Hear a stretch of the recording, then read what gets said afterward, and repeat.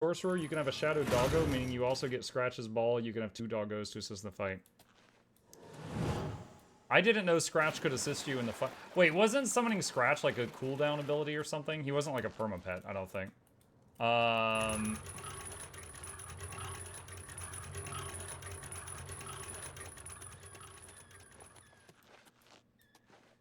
No BG3. Oh my god, Jackals. No, you guys are allowed to talk about BG3 stuff. Jackals will do what Jackals has to do. Please let me know when BG3 chatter is over with. It'll be a few weeks. What class would you play? Don't say Wizard or Sorcerer. No. Hang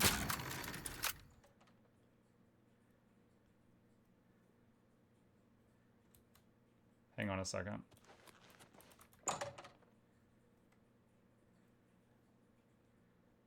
Playing? Okay, so I think it's going to be important. Oh, there we go. We got out. Alright, so where do I take the Elder Scroll to? I'm going to play something I'm familiar with. So it might be Cleric or Druid or Ranger. And then the rest of the party, I'm not sure yet.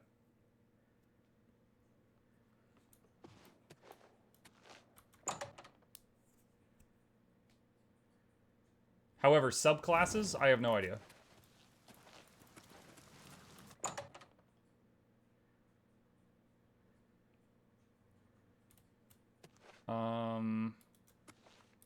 Where is he? There he is. You have the scroll. I can hardly believe it. The odds were clearly against you. Capital job. Capital. I have spent 7 years learning how to translate this scroll. Even so, I will need a while to decipher what I've sought so desperately. So what happens now? Ah, still thinking about your reward, eh? I have not forgotten you or your loyal service to the Thieves Guild. You'll just have to trust me. Give this ring to Countess Umbranox in Anvil. Say nothing about me to her. I need to know how she reacts to it. It may provoke anger or tears. If she asks, just tell her a stranger wanted her to have it. Then report back to me on her reaction. Okay.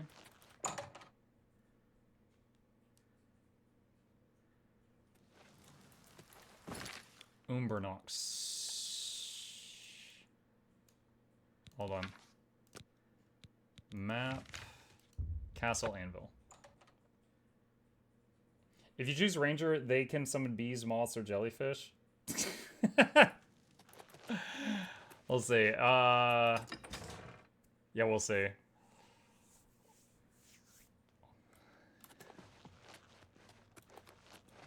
Alright, here you go. I'm honored to speak to the champion of Cyrodiil. What do you need? The Stranger's Ring. This ring belonged to my husband. He's been missing for over 10 years. For some reason, his name and face escape me at the moment. How did you get it? Do you know his whereabouts? Why are you showing it to me? Take it. It's a gift from a stranger. My husband's wedding ring. I never thought to see it again. What I wouldn't give to see him once more. He looks familiar.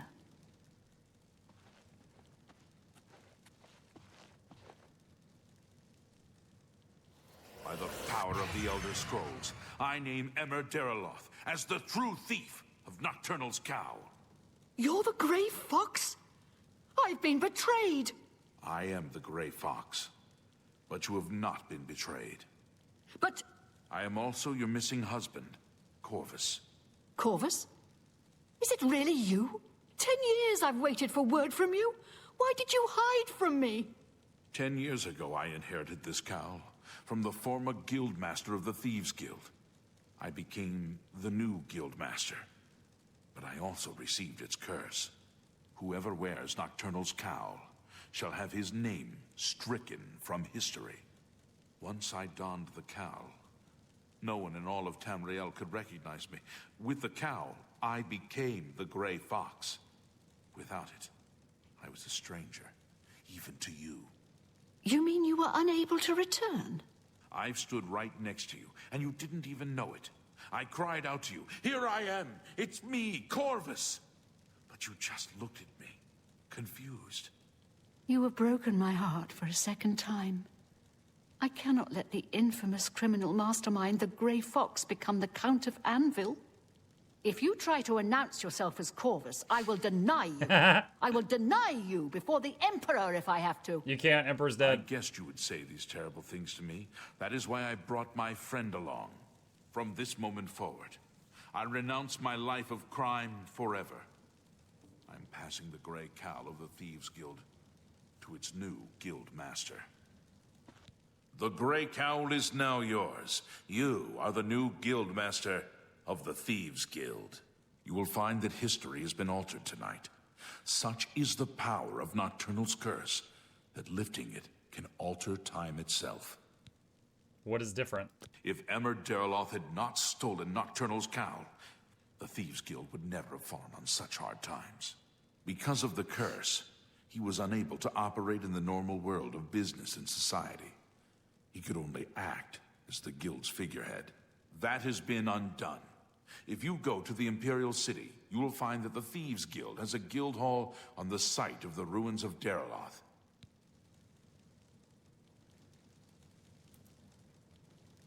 Plop. Any friend of Martin's is a friend of mine. How can I help you?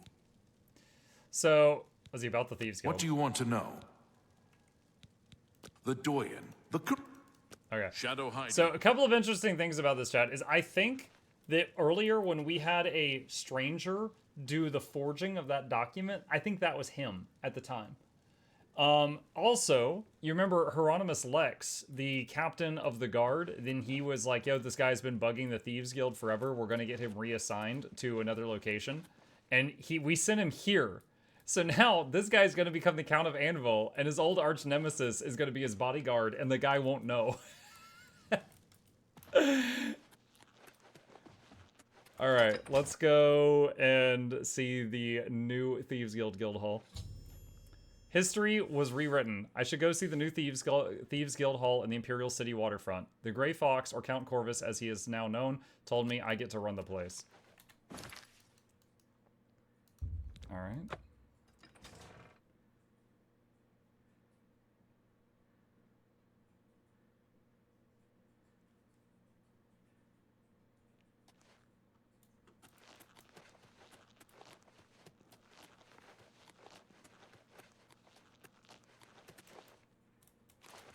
Oh, right here? You open the door with the Thieves Guildmaster's key.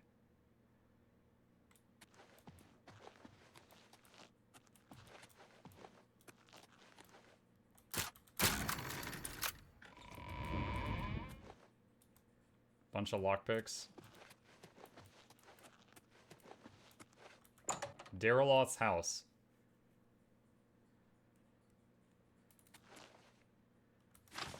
Valerian the Mystic. A pleasure to speak with you. Shadow hide you. Grey Cowl of Nocturne. 120 feet detect life, 200 pounds of feather, and plus 25 to sneak. As I live and breathe, the Grey Fox, it's an honor. Be seeing you. Guildmaster's quarters.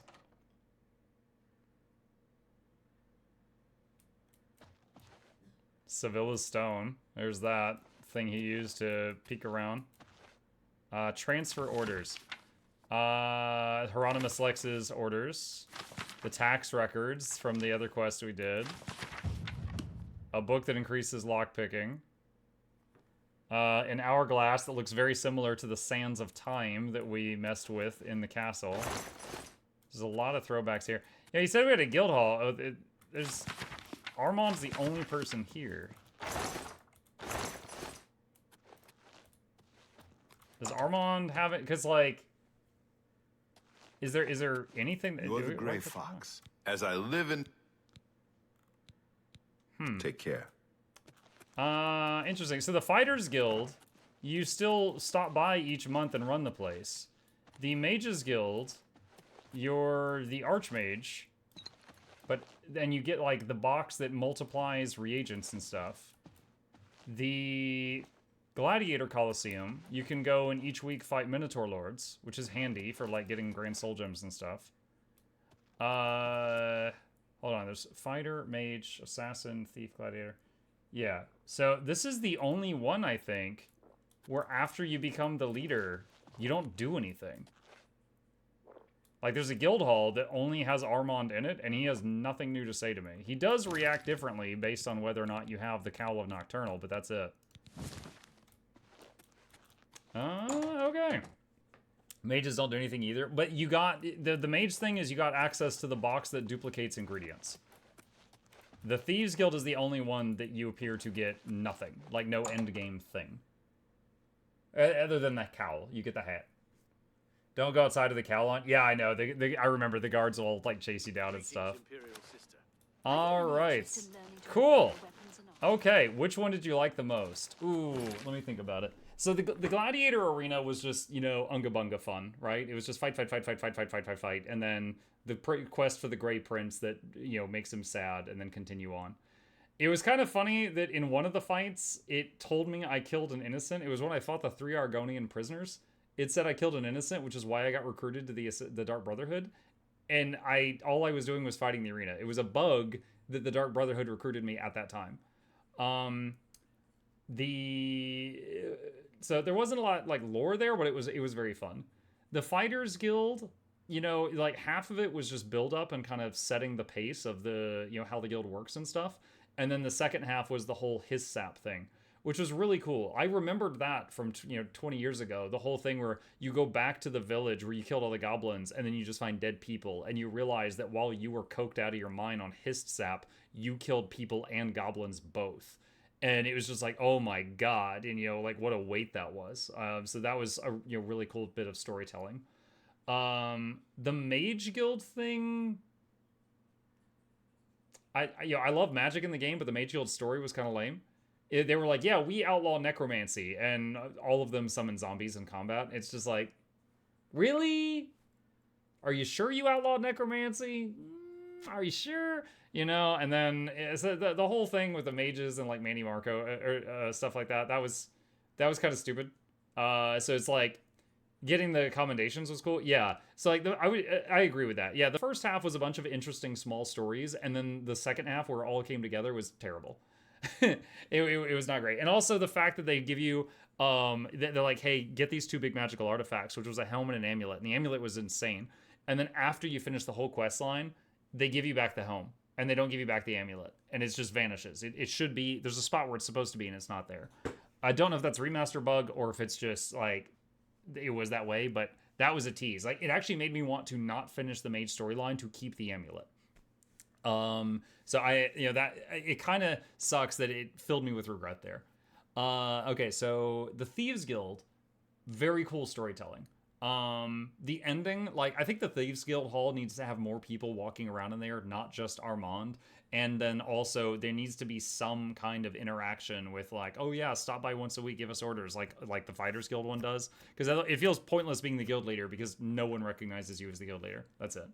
But the story and like stealing an Elder Scroll was really freaking awesome. So let's see. That's it. And then, Dark Brotherhood. So Dark Brotherhood, very good quest line in Dark Brotherhood. The whole thing where you work your way up until the point where they're like, okay, we're going to now give you your orders via dead drops. And after 2 dead drops, a guy swaps your orders. And then he tricks you into killing off the Dark Brotherhood itself. But you're so freaking good that you take out like half of the high-ranking members. They think your boss did it, and they go after Lucian LeChance. And then you're trying to clear his name, and you don't do it in time, and he's skinned alive. And then because you killed the listener, they have to go talk to their goddess for orders, which they haven't had to do in centuries, and get a new listener appointed. And she's like, you idiots, the traitor is still here. And then he tries to kill her, and then you have to stop him, and then you take him out, and then you become that whole thing was fantastic. That was like amazing in terms of storytelling. So I would say, you said which one's my favorite? I might have to say Dark Brotherhood. And then after that would be Thieves Guild. And then after that would be the second half of the Fighters Guild. And then Mage Guild and Arena Champion would be the, not terrible, but lowest among compared to the others. Thieves Guild is the most cohesive. Everything after Get Me the Book is unified. Yeah. Because the whole thing was like he was using Sevilla Stone like a crystal ball to see all of the things that would get in the way. And then with that, he then told you all the things you would need to get past those challenges, which was pretty sweet. Knights of the Nine or Shivering Isles. I'm not going to do those at this time. I'm definitely having a bit of burnout with Oblivion. Fantastic game. This is great. And honestly, one of the biggest things about like right now, the weapon should be invisible. Like there's not been a moment today where we didn't have a bug on screen. My head was on fire for like 45 minutes. I'm very burnt out on the bugs and the game crashing and my chunks of me being invisible and my head being on fire and stuff like that. But this is a wonderful game. I'm glad we played it again. I'm going to put it down for now, and maybe we'll come back later on and visit the DLCs. I think the best thing about this game is the fact that, like, the remaster, is that so many people tried it and were like, holy shit, there are some old games that are really good. I have seen some people on Twitter that were like, wow, this is so much better than Skyrim, which I could agree with that in some ways and disagree with that in some ways. However, I will say that if you played Morrowind, Oblivion feels like it was dumbed down for a wider audience. And if you play Oblivion, Skyrim feels like it was dumbed down for a wider audience, you know? And so I think it's really cool that like basically a new generation of gamers got to see a game that blew our minds 20 years ago and also still holds up pretty well today. And that makes me very happy. I think that's very cool. And some of them love it, and maybe I think some of them might be like, maybe I should try some of these other old games and stuff, But I mean, just look at this, like this is gorgeous. Like, no, granted, this is a remaster, but like just look, like this is good looking. This is good looking. Yes, there is jank, and yes, I need a break from the jank, but it's a fantastic game. But yeah, we're gonna save it here and possibly come back to it in the future with the DLCs. But I am happy with what we have gotten accomplished. Obviously, there's tons of side quests and stuff in the world that you can do as well. My goal was to knock out all of the main ones, and then we did some side stuff on the way. But I hope you guys enjoyed it, and if we decide to come back to it, we'll pick it back up right here.